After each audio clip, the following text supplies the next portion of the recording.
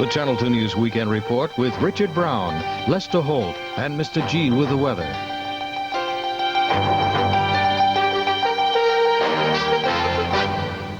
Good evening. 24 hours after Hurricane Gloria charged through the New York area, things are mostly back to normal.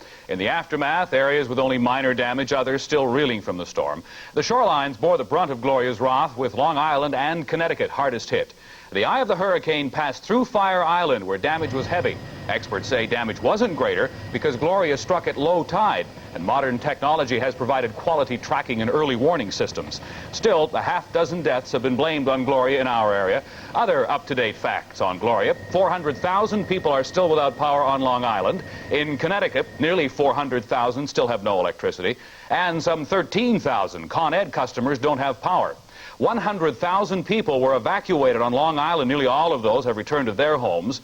Most roads have been reopened, but there are scattered delays on commuter rail lines. Gloria cut a path of downed power lines and fallen trees to the middle of Long Island. Today, New York's top officials assessed the damage across the island and especially in Suffolk County.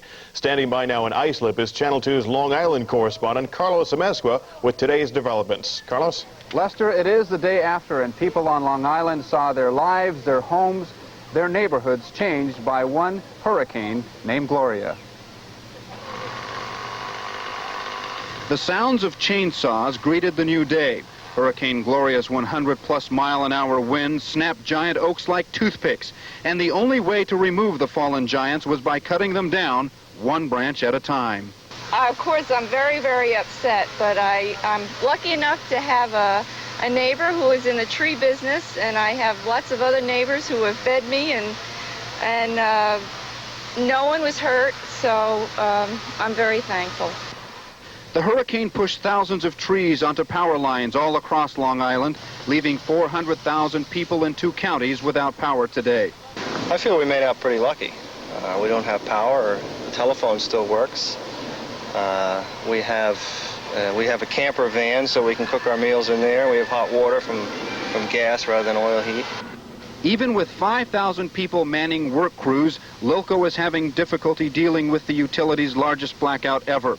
Lilco reported that it has lost 57 main lines of power and 6 major distribution stations, and it may be days before people can turn on their refrigerators or, for some, power pumps, which gives them water.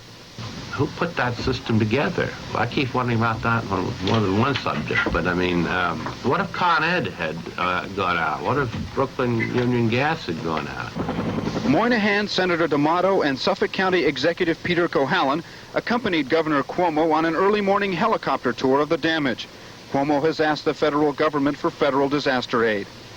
What the state has in mind is to make a proper application under the proper circumstances of the federal government to see whether or not we qualify for their programs. I suspect we do, but I have to say suspect now because we haven't gotten the formal damage appraisals, and these things are a matter of fixed legal criteria. But federal money may be months and hours of red tape away, a fact that doesn't ease the pain for so many, like Mary Maroney, who have lost so much. Quite a disaster. I don't know when it's ever going to get put back together, but we'll see. Stores which rent chainsaws were packed, and tree removal contractors were called in to free power lines of downed trees. Oh, you guys. This 200-year-old house behind me, for example, is going to be leveled, and a new house will replace it. It is perhaps a symbol that life goes on here, and all of us, of course, the wiser of knowing about the power of Mother Nature. Carlos Amezcua, Channel 2 News, reporting live from Islip. Thank you, Carlos. They are the summer playgrounds for New York's wealthy, but many who own homes in the Hamptons on eastern Long Island aren't having much fun today. They got the worst of what Hurricane Gloria had to give, as Anthony Mason reports.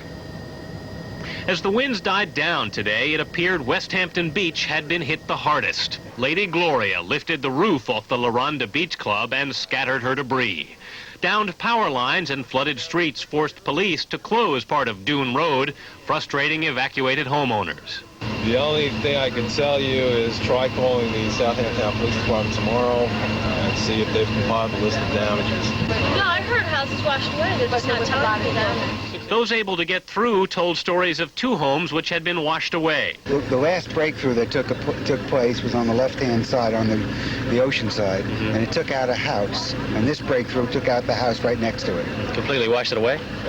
Cut it in half. But Bill Sadock, whose home made it through the storm, said this vulnerable strip survived with surprisingly little damage. We came here on feeling that we would be in total disaster, but we're not. And moving east along the coastline, the assessment was the same. This is where Southampton and most Suffolk County communities thought they were going to be hurt the most. But surprisingly, in the end, it was where they were hurt the least.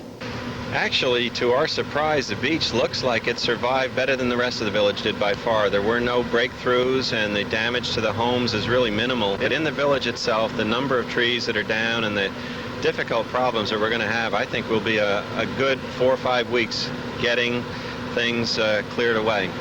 At the height of Hurricane Gloria yesterday, it rained branches along every road. Southampton officials guessed some 1,000 must have fallen. As one person put it, it was almost as if the trees went to sleep. This morning, everyone was out early, clearing their yards and clearing the roads. But part of Route 27, the main East End artery, was still closed this afternoon. State police brought down from Albany diverted traffic away from the 6 power lines which had been felled by the storm. Virtually all of Southampton was without power today, except for the few fortunate enough to own their own generators. Still, while Southampton cleaned up, it kept its sense of humor. A hurricane which tore up trees but did not tear up your homes was a hurricane which, after all, you could be happy about. Anthony Mason, Channel 2 News, Southampton. Connecticut Governor William O'Neill surveyed damage today in his state. The hardest hit areas were New Haven and Fairfield counties. 4 people were killed during the hurricane, and power is still out for more than 350,000 residents. Westport, Connecticut, was one of the hardest hit areas, as we found out today. When Gloria slammed ashore in Connecticut, residents were ready. Most people along the coast had moved inland, leaving houses and boats to take the brunt of the storm. Damage was heavy and will probably total into the millions. In Westport, the storm wreaked havoc along the Saugatuck shores. The Snowflake and at least 3 other boats were blown out of the water. Today, the owners were surveying damage and rescuing their vessels. Fortunately, there were no casualties. We were very, very lucky. We were on the west side of the storm, we believe. We don't think the winds exceeded much over 70 miles an hour here. So the damage was not as bad as we had expected, but we had our hands full, and still do. And according to police, there were few serious problems. What's so outstanding about the emergency situation that we had here was the cooperation, the operation between all the community officials, public officials, all the volunteers that came forward, and the due regard to the emergency situation we got from the public itself. One of the worst hit neighborhoods in Westport was Rocky Ridge Road. We were blocked in. We had absolutely no access, get in or out. This is our only road in and out. Peggy Ploma had a special interest. My baby was due last Thursday, and with the tree falling across the road, there was no way we could have driven down. It will be several days before Westport has power restored to all areas and all the trees picked up. I would say that by the end of the week, Westport will look like Westport has. There is no total damage estimate yet, but Governor O'Neill says he plans to ask President Reagan to declare Connecticut a disaster area. The transportation picture in our area was bright as the sky today, just a little more than 24 hours after Hurricane Gloria's winds and rains blew north to New England. At this hour, all roads, all bridges and tunnels in the New York area, including eastern Long Island, are open and handling traffic normally. It is the same story for New York subways and buses and the region's 3 major airports. All service on the Long Island Railroad west of Babylon, Hicksville, and Huntington is back to normal, but there is limited service going east from those points.